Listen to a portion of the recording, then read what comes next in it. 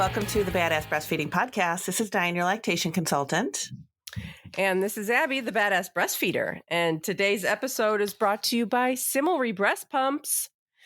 Similary Breast Pumps makes pumps as small as a sticky note, all the way to fully adjustable pumps with 85 combination settings. They want you to be in control of your pumping journey. And we will hear more from our sponsor later, but you can head to badassbreastfeedingpodcast.com and check out our sponsor page. If you ever need anything, see if you can give them any of your business because they make this podcast possible. And we are on Patreon, and we would really like to see you over there hanging out with us and taking advantage of our ad-free original content and our Zoom hangouts and our weekly wellness checks. So head to the link at the top of the show notes under this episode, wherever you're listening from, and see if there's a tier that looks good to you. And we're still hosting our ongoing giveaway of people who leave reviews around the internet, whether they are written or stars or whatever your app allows. Just take a screenshot, send it to badassbreastfeedingpodcast@gmail.com along with your address, and we will send you a goodie bag of thank you for nursing in public cards and stickers and all that fun stuff. And now Dianne has our review of the week. I do. And says, love this podcast, an essential listens for all mom alike. I recommend this to all first-time moms. It has helped instill confidence in me in my first and second breastfeeding journeys. It's funny, informative, and encouraging, especially in those middle of the night feeds or pumps. Thank you for all you do. I love that people listen to us in the middle of the night. I know. I should have done that. Well, there wasn't anybody to listen to. There really wasn't. No, I used to watch TV. Mom stuff. Oh, God, yeah. Yeah, I would watch TV in the middle of the night, but I would just be on Facebook. You didn't have Facebook. No, I didn't have Facebook. Thank God. Not the first time. The second time I was just too busy to have Facebook. I couldn't be bothered. But the first time little, what's his face, Zuckerberg or whatever, didn't have his act together for my first baby. So yeah. He was a baby. He was a baby. I could probably be his mother. Ew, but you wouldn't be. No. I'll take the money, though. That's true. I take the money. But thank you so much for sending that in for us. And first and second breastfeeding journeys. Congratulations to you. It's amazing. Yeah, that's pretty awesome. And I was thinking maybe, you know how we had all those questions over on Spotify that we didn't know about? Yeah. Well, I thought we could take another one. I do. Yeah. Cool. This is from 3 months ago. So this person's situation is different now. But now, if you're listening for the first time, Abby and I, actually Tom, our producer, he found that we had all these questions on Spotify that we didn't even realize we had. So now that we know how to look for them. Well, because we don't get notified about them. Right. Yeah, we don't get notified. So now that we know how to look for them, we'll be looking for them more. So feel free to put them on there if you're a Spotify listener. But so we're going through the questions. Yes. And this one comes from someone named Hippie. Oh. How can I fix my milk supply issues while I'm pregnant? Oh. My milk supply got cut in half, and I'm only 9 weeks along. I need to make more milk because my freezer stash is disappearing fast. Please help. Yeah, this is a topic with a very not a great answer for you. Yeah, that's really that's tough because there's really nothing you can do. When you get pregnant, those hormones go back to pregnancy hormones and everything goes back to preparing for the new baby, and your milk supply does drop because of the hormones. And there's really not too much you can do about that. Yeah. So, yeah, this is, I don't know. She doesn't say how old the baby is. Right. Oh, yeah. No, she doesn't. That's the other question. Okay. She's 9 weeks along. Yeah. I would love to know how old the baby is. I know, yeah. She's 9 weeks along, but she doesn't say how old the nursling is. Because if the baby is over a year, you can really just kind of go with the flow and, offer, milk alternatives or water or food and just sort of go kind of heavy with that. But if the baby's under a year, then you really have to find a supplement for the breast milk. So you have to use formula or donor milk because boosting your milk supply back up to a full milk supply is really not. I'm sure there are people on the planet who will say that they had a full milk supply while they were pregnant, but that is really not what you can expect. No, not with those hormones changing. Yeah. And I know that there are things on the market, like pills that you can take or herbal supplements that you can take to boost your milk supply while pregnant. But I would be very cautious about what you're taking while you're pregnant. And these things aren't regulated, really. Yeah. They're high doses of a random herb. Yeah, you got to be really cautious with that stuff. You got to be really cautious. Yeah, but it's frustrating because it is frustrating. Sometimes you get pregnant and you still have this toddler or baby who's still nursing very frequently. And I've been there. But my kid was older and he just sort of nursed. I mean, they will, they'll nurse for comfort and stuff, continue to nurse through pregnancy if that's what you want. But you'll have to have another plan. Yeah. Sorry. I mean, we're excited for you that you're about to have another baby, but it is frustrating when you weren't really suspecting your supply to drop as much as it does. Yeah, I know. I wish doctors could tell people this. I know. But they're just like, oh, it's not safe to nurse while you're pregnant, so you should just wean. I had a client, and this is going back a couple of years, but she was breastfeeding her baby, exclusively breastfeeding, went to her 6-month OB appointment, and her OB was like, oh, you can start trying for another baby if you want to now. What? And I'm like, at 6 months? No. And I was like, and plus you're breastfeeding, like that'll kill your breastfeeding relationship. Like, why would they say that? What if you got pregnant with a 6-month-old? Right. Your poor body. I know. Never mind the baby. Your Crazy, right? Your body needs more time than that. And that's disappointing that a doctor wouldn't be encouraging her to rest her body. I know. That's creepy. It's probably some dude who's like one of those like extra stitch for dad kind of. Oh, dude. God. Yeah. Ugh.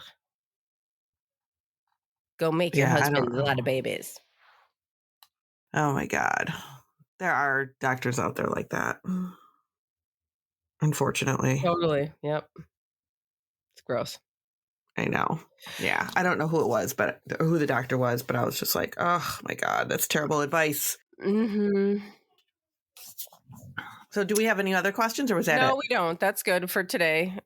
You can just do like one a day because we do have to get the schedules. Oh, I know. We got to talk about schedules today. On schedule, so we can talk about schedules. It's a perfect segue in. No, we haven't talked about baby schedules in a long time, and like long time. So, figured we would talk about it again today because this comes up quite a bit, where people are on a schedule or want to be on a schedule or feel like they need to be on a schedule with their baby, and that is something that's really hard to do. Now, I'm a little guilty because when I talk to families, I do say like, how often does the baby eat? And I love it when they tell me, oh, I don't know. I just am feeding like whenever the baby wants to be fed. And I'm like, okay, that's perfect. Now, sometimes what we're talking about here, I'm all over the place, but what we're talking about here is like when you're like, okay, I have to have the baby on a schedule. The baby needs to eat every 3 hours. And then we're going to, we're going to have these wake windows. I'm watching wake windows, and then the baby's going to take a nap, and then we're going to be on this routine, and everything's going to be scheduled and nicey nice. That is kind of what we're talking about today. And we're doing everything except looking at the baby. Mm-hmm. Right? We're kind of looking around for things. Is that what we're talking about? Yeah. Okay. Well, because we did that episode that was like schedules versus routines. Yeah. Yeah, we did do that once. But no, this is just like really being scheduled. Like I need to put my baby on a schedule. Your baby needs to eat every 3 hours. And the baby's crying at 1.5 hours. And it's like, well, it's not time to eat. Right. Because that happens. Yes. You're like, well, I don't know what the baby could want. And people are like, oh my God, well, my baby's crying, but they can't be hungry. It hasn't been 3 hours. And sometimes that comes from those external places, right? Like books. We're going to talk about the books and grandparents or partners or, other people that are out there going, didn't you just feed the baby? The baby needs to eat again. And that is what causes people to think they have a low milk supply. Yeah. Not realizing how it works and not looking at the whole situation of what's going on with this baby. So we always say that newborns, and we're talking about brand new babies, will feed 8 to 12 times in a 24-hour period. That's what we say. But when you have a baby that's brand new, it's more like 16 times, 12 to 16 times. Mm-hmm. Like you can't expect your baby to only eat every 3 hours. And that's really difficult because in the hospital, when you have your baby, they're like, feed your baby every 3 hours. Wake your baby and feed them every 3 hours. And then your baby, so that's what you're doing. You're going along, you're waking this baby every 3 hours and feeding him in the hospital. And then you go home, your baby's more awake, your milk comes in, and you expect to still be feeding your baby every 3 hours. But they're like, no. They're totally doing a different thing. They're like feeding every 2 hours, every 1.5 hours. They're cluster feeding. They're doing all sorts of stuff. They want to feed for comfort. They want to be held. They want to be, whatever. They're not sleeping without you. And people are like, what the hell's going on with this kid? And it's totally normal. And it's very normal that babies do not have any kind of routine in the very beginning. Nothing you can set your watch to in the beginning. And that can be hard. Like one of the reasons why I ask people like why or how often is your baby feeding is because when I see them, it's for a feeding issue and I want to see the baby feeding. So trying to manipulate a timing for when the baby can eat so that I can see them can be hard because it's like the baby eats whenever. And like I went to somebody's house the other day at 1:00 and she had just fed the baby at 12:15. It's like, you can't, it's really hard to try to manipulate that with newborns. But thankfully with newborns, they'll almost always go to the breast anyway. Yeah.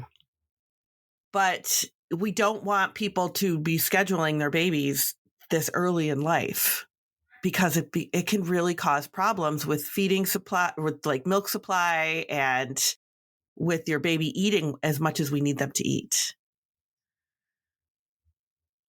Yeah, because you're like literally withholding them from eating. Right. And not everybody, every baby is different. What the hell kind of newborn is going to eat every 3 hours? That seems like a long time. Yeah. And I feel like it's also a misrepresentation of breastfeeding because it's so much more than food. This is literally how they are feeling secure, and it's just like the only thing they know. They need to have that suckling motion kind of like all the time. Yeah. And you're just keeping them there. I remember just sitting down on the couch, mostly because I was just tired and I was like, yay, I'm going to sit down on the couch. And like Jack would be latched on. You can't do this when you have a toddler, but he would just stay latched on literally all day. Yeah. I'd carry him over to the toilet pee with one hand, him in one hand, and me and maneuvering my pants in the other. He would Oh never my let God. go. Like if I made Yeah. him let go, maybe, but also like he would gladly stay latched on all day. Oh yeah. Yeah. Babies will, for sure. If you let them, yeah, they'll stay there all day. And that's like It's their good. place. That's what, Yeah. that's where they need to, that's where they want to be. It's their place. But we say, I mean, the reason why it can damage your milk supply is because if babies aren't feeding as frequently as they need to tell your body to make enough milk for them, and you have them on a restricted routine or restricted schedule, then your body is not going to make enough milk. You might find that your body is, that you don't have the supply that you need to have to fulfill your baby because it was so restricted in the beginning for a schedule. Babies that are on schedules sometimes don't gain the weight they need to as well because they're not eating as frequently as they need to. So that is another thing that we need to look at. Like when there's babies aren't gaining weight well, we need to go, okay, how often are we feeding? Because this might be the reason why they're not feeding well. And I've seen this happen before. Like when I worked in the peds office, I remember having this family. I mean, I've seen it more than once, but this one family sticks out to me where the baby just wasn't gaining well. And I was like, well, how does the baby sleep during the night? They're like, oh, the baby sleeps great. She sleeps like 6 hours during the night. We're missing like 2 feedings. Yeah. I mean, it's just, that is not what we want for a baby. But when people say things like, oh, never wake a sleeping baby, that does not count when we are talking about feedings. You need to make sure your with baby's newborns. feeding. You have to, with to wake newborns. that newborn baby and feed them. Yeah. Sometimes they're not going to wake. They don't know. They don't know. They don't know what hunger feels like. They're clueless. Yeah. They have no idea. They're just like, They don't and they're know. totally exhausted. Like this is such an exhausting place as soon as you get here.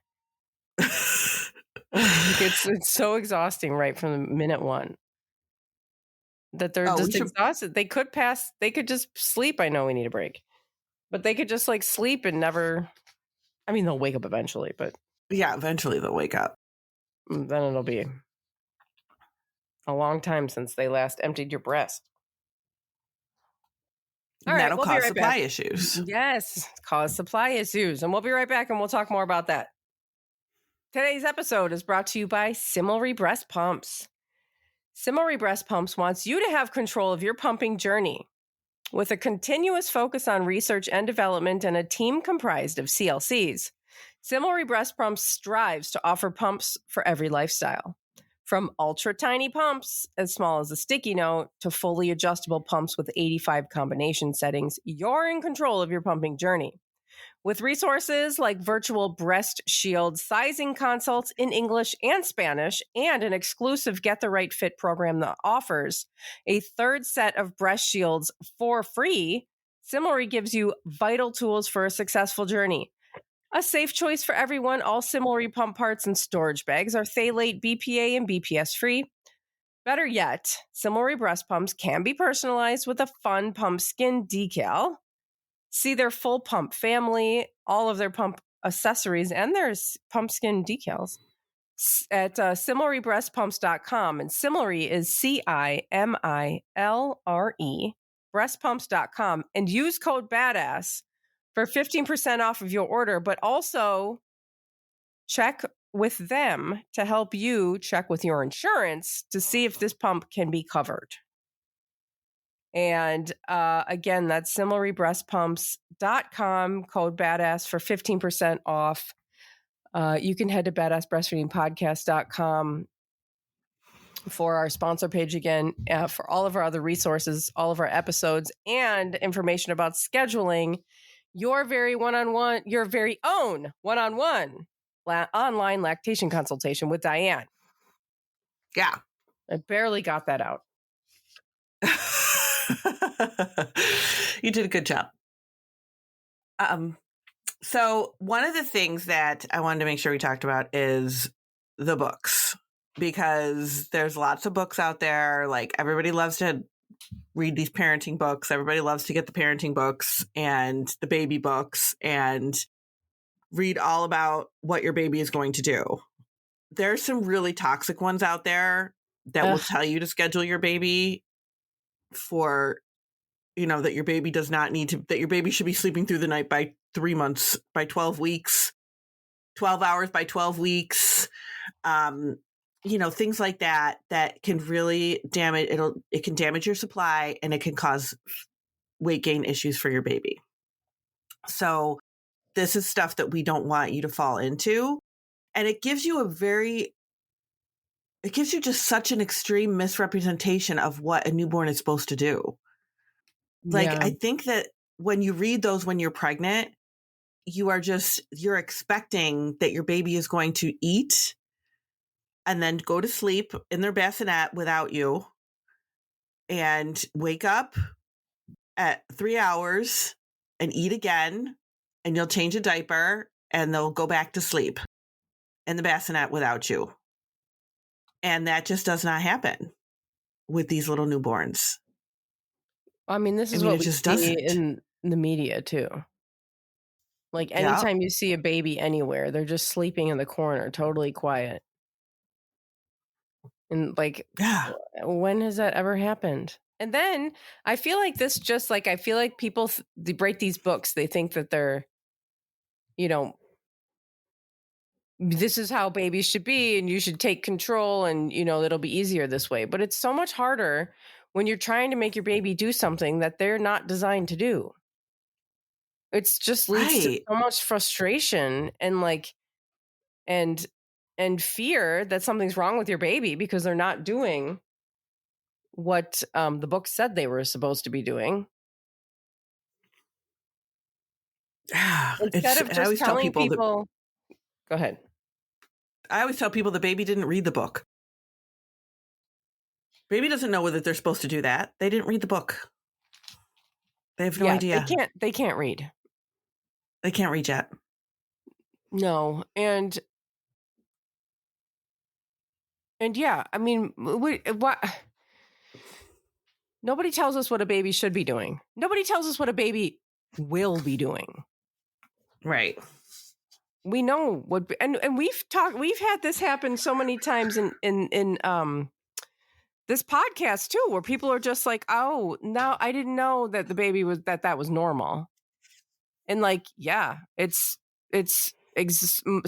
most of it's exhausting, confusing, frustrating. But when you find out that your baby's normal, there's just a lot of relief that comes with that. Yeah. It's like, oh God, at least it's just normal. This is just what babies do. This is just it. This is just what it is. Yeah. I told you, absolutely. I told you my friend had a baby, and after a year, I was like, so how's it going, with your baby? And he was like, if you just accept the fact that you're not going to get any sleep for like a year, it's fine. Like, when once you accept the fact that this is what babies are and this is normal, it really does take some of the pressure off. Mm-hmm. It really does. Now, one of the things that people panic about is returning to work. So people panic and be like, well, when I return to work, what's going to happen? Because the baby has to be on some kind of routine to go to daycare or to stay with the babysitter or to stay with my mother or whoever's going to have the baby. I will tell you that from what I have ever seen, babies will get into a regular schedule when they are at like a daycare or staying with somebody else. And that is just kind of, they'll just fall into a regular schedule of things because that's how people will broach it, right? They're just going to feed your baby every couple hours. Yeah. I mean, every once in a while, I find somebody who says the daycare will feed on demand, or my mother is watching the baby and will feed on demand. So not as common for sure, but every once in a while I'll see that. what's typical is that everybody will get the baby on it like an every 3-hour routine, and the baby's getting milk through bottles. So they're probably being a little bit overfed anyway, and the baby's going to stretch to every 3 hours. But that doesn't mean they're going to stay like that when they're home with you. When they're home with you, they're going to go back to feeding on demand, which is what's healthier for them and what's more realistic. But as they get older, you might find that they are kind of gravitating more towards a regular type of schedule. And that is fine. If they're doing it on their own, that's the key. The baby should be the one that's driving this bus, right? The baby should be the one that is telling you when they want to be fed, how they want to be fed, and when they are sleeping and how they are sleeping. That is just what the baby's going to tell you what they need. Now, when we say feeding on demand, what does that mean? That means that we are watching the baby's feeding cues. And that can be a little bit hard when you have a brand new baby and this is your first time around. You're like, what are these magical cues? What am I looking for? Like, what does that look like? That could be your baby like kind of sucking on their hands a little bit with their hands close to their face. It could be them kind of turning their head, rooting, licking their lips, starting to like stir a little bit. Maybe they are asleep and they're starting to stir a little bit. You see their eyelids kind of fluttering, eyes fluttering underneath their eyelids a little bit. All of that is a good time to feed your baby and to, get their diaper changed, feed them. It doesn't matter how long it's been. It doesn't matter that it hasn't been 3 hours yet. They might be doing that, like Abby said, at an hour and a half. They might be doing it at 2 hours. They might be doing it at 20 minutes. But letting them dictate how often they want to feed. I mean, that would be like somebody saying to you, no, you can't eat right now. Sorry. I dare you. But that's what it would be like. It would be like somebody restricting your food. Nobody wants that. Yeah. I know. Yeah. Crying is a late feeding cue. And I always tell people, like, you're probably not going to see your baby crying to be fed unless it is like middle of the night and they are waking you up. That is probably the only time you're going to see crying as a feeding cue. Otherwise, you're probably going to be with the baby. The baby's going to be in a sling. The baby's going to be with you. The baby's going to be in the same room with you during the day. You're holding them, whatever, and you're going to be able to see their feeding cues and you're going to be able to just pop them on the breast. That is what feeding on demand is. It is the best thing for the baby and it's the best thing for your milk supply because it's if you're just feeding your baby when they want to be fed, your body's just going to make all the milk they need. And that's what we want for you and this baby. Like, no question about milk supply, no question about when does your baby eat. They eat when they want to eat. That should be the answer. They eat when they want to eat.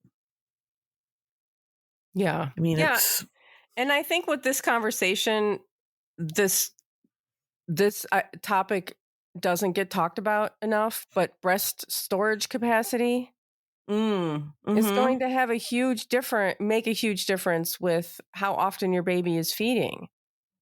And you can't just have this blanket rule on how often babies are going to eat. That's a great point. Yeah. We never talk about breast storage capacity. And if you're new to that term, if you're like, what the hell are they talking about? That is where, I mean,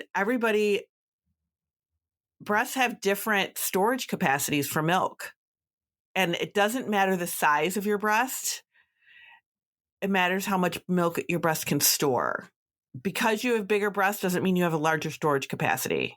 That could be more fatty tissue there than storage capacity. What it is how much milk your breast can store. And for some people, it stores a little bit more. And for some people, it stores less. And for people that have a smaller milk storage capacity, your baby is going to eat more frequently. And that's okay. That's normal. They're going to get what they need. It's not that you have less milk. It's that your baby is going to eat smaller amounts of milk more frequently throughout the day. And somebody who's got more milk, their baby might eat a little bit less frequently because they're getting more milk at each feeding. And at the end of the day, both babies get the exact same amount of milk. Yeah. But if you have this smaller storage capacity and your baby is being held off for every 3 hours, like they might not be getting all they need. Right.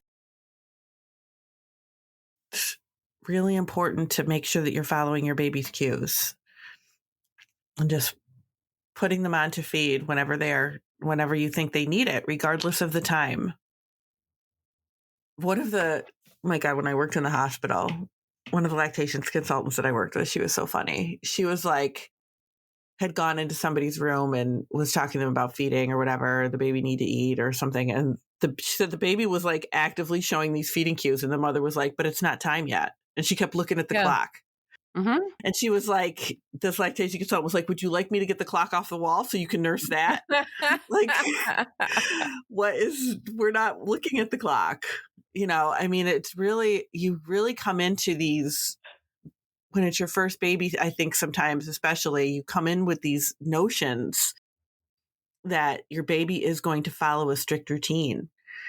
And it's like, if you look at your baby, they're not going to give you the answer. The answer is in a book or with some professional. Mm-hmm. And like, if we just look at our babies, we just gave birth to them. We know. Yeah. You tell everyone else to shut up and like Trust your instinct. You do what you think you need to do for your baby, because that's going to be the right thing to do. Yeah, absolutely. Don't listen to the books. Watch your baby and follow their cues. And that's going to get you so much further. That's going to get a baby that's happy. They're fed. They're happy. They're gaining weight well. Your milk supply is good. And it doesn't matter if other people are like, didn't you just feed the baby? The baby just ate an hour and a half ago. Why are you feeding the baby again? Yes, it can be exhausting. We're sitting here telling you feed your baby whenever they want to be fed. We know how that feels. We've been there. We know it can be exhausting. It's not forever. It's really not. It's just right now. Yeah. And I mean, and it is so much easier to have a baby that you feel like you understand and know what they need and can meet their needs. It really is so much harder dealing with these books and these rules. These like asinine rules. They just don't make any sense. No. I want to write a book that's like normal, that's like tells the normal things that you really should know. Do it. Because I know I should. I've been toying with the idea. But until that happens, just listen to this episode. You're just going to have to listen to the podcast until that happens. But yeah, so that's it. Well, thanks for listening. Thank you. Bye.